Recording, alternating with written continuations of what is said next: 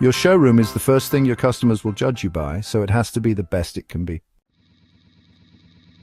First impressions count, so having a showroom that looks good is crucial. But what should it look like? How many displays should you have?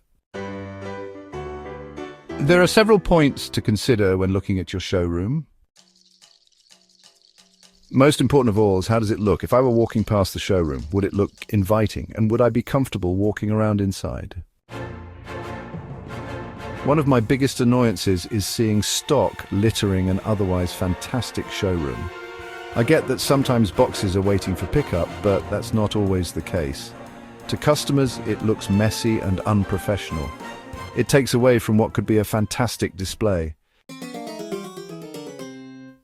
Also, how do the desks look? Are they clear of clutter and organized? If so, the customer will have a lot more confidence that their sales process will run smoother. If everything is messy and in chaos, the customer assumes that this is how their project will be run. So get those empty coffee cups, cigarette packets, and empty lunch cartons off the desks. And don't store your lunch in the working fridge on display. There's nothing worse, honestly, when showing a customer around a display than opening up the fridge to find a 3-day-old sandwich. So, what do you display?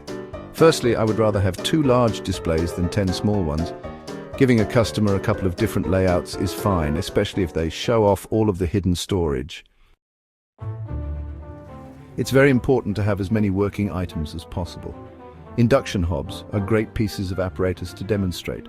Trying to describe how good an induction hob is will always take second place to actually showing it. And if you're making the customer a cup of coffee, there is no point telling the customer how good the cooker product is and then going to make them a coffee from a kettle. Do you have an oven that can be controlled remotely? Have you invested in VR headsets? Will the fridge compile your shopping list? Can the customer charge their phone by leaving it on the Korean worktop? Show them these things. What will customers walking past outside of business hours learn from stopping to look?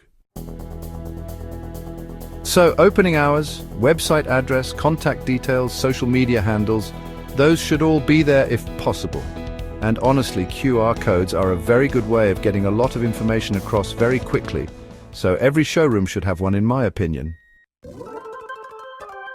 Lighting is also very important, especially in winter.